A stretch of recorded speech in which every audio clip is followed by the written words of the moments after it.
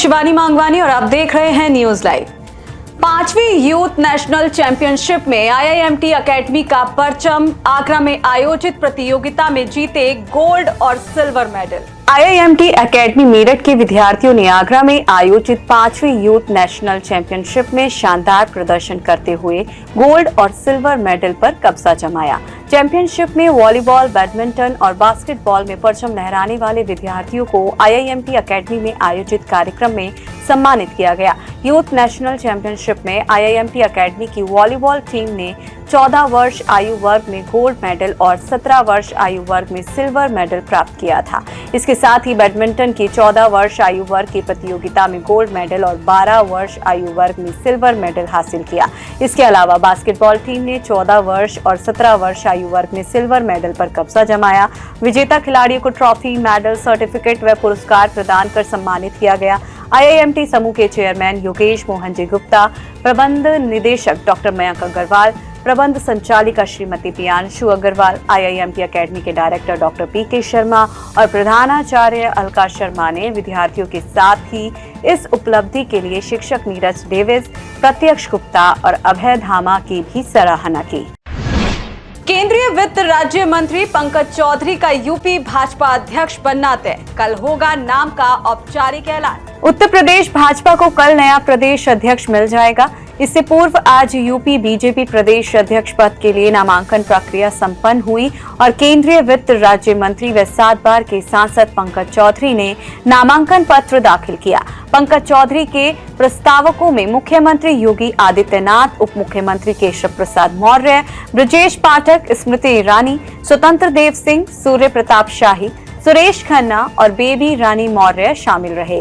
भाजपा प्रदेश अध्यक्ष पद के लिए केवल एक नामांकन पत्र पंकज चौधरी ने दाखिल किया है।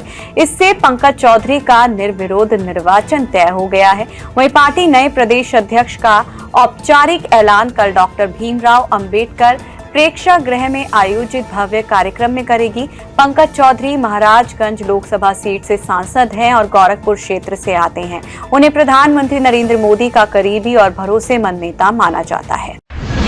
संसद हमले की 24वीं बरसी पर राष्ट्रपति, उपराष्ट्रपति और प्रधानमंत्री समेत कई नेताओं ने शहीदों को दी श्रद्धांजलि। संसद भवन पर हमले की 24वीं बरसी पर देश आज उन वीर सपूतों को याद कर रहा है जिन्होंने अपनी जान की परवाह किए बिना आतंकियों को मंसूबों को विफल कर दिया था।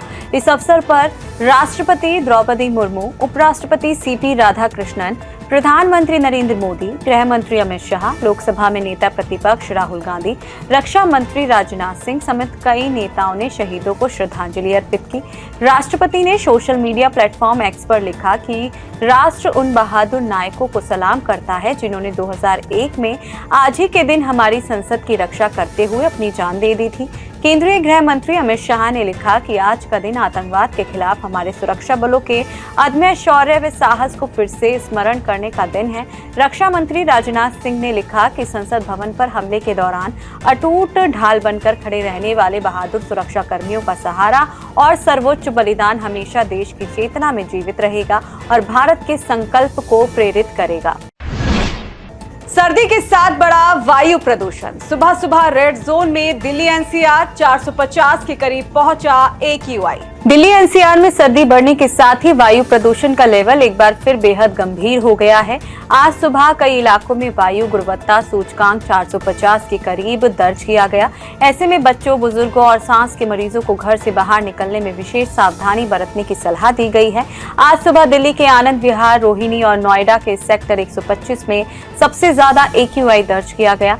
नोएडा के सेक्टर 125 में AQI 448 तक पहुंच गया, जो इस सीजन का सबसे खराब AQI है। सेंट्रल पॉल्यूशन कंट्रोल बोर्ड के अनुसार इससे पूर्व कल शाम 4 बजे एवरेज AQI 349 था, जो बहुत खराब श्रेणी में आता है। कोलकाता में फुटबॉलर लियोनेल मेसी के कार्यक्रम में हंगामा, स्टेडियम में फैंस ने की तोड़फोड़। अर्जेंटीना के स्टार फुटबॉलर लियोनेल मेसी की एक झलक पाने कोलकाता के साल्ट लेक स्टेडियम पहुंचे फैंस ने जमकर बवाल काटा और सुरक्षा घेरा तोड़कर मैदान में पहुंच गए। इस दौरान फैंस ने पानी की बोतलें फेंकी और कुर्सियों को तोड़ दिया। बताया जाता है कि लियोनेल मेसी से ना मिल पाने की वजह से फैंस नाराज हो गए।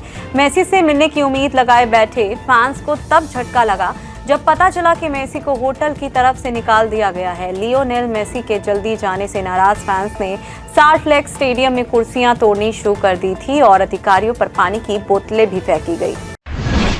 डीआरडीओ की बड़ी सफलता, आसमान में उड़ता फाइटर जेट बदल सकेगा आकार। अब देश के फाइटर जेट्स आसमान में उड़ते समय अपने आकार को बदलने में सक्षम होंगे। भारतीय रक्षा अनुसंधान संगठन ने hi tech fighter jet morphing wing तकनीक का सफल ट्रायल किया है।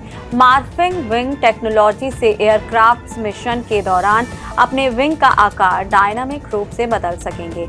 यह ऐसी क्षमता है जिसे पहले नासा, एयरबस जैसे ग्लोबल संगठनों ने आजमाया था और अब भारत इस अत्याधुनिक टेक्नोलॉजी को आजमा रहा है। डीआरडीओ ने CSIR और नेशनल एयरोस्पेस लेबोरेटरीज के साथ मिलकर हवा में रियल टाइम जियोमेट्रिक एडजस्टमेंट का सफल परीक्षण किया है।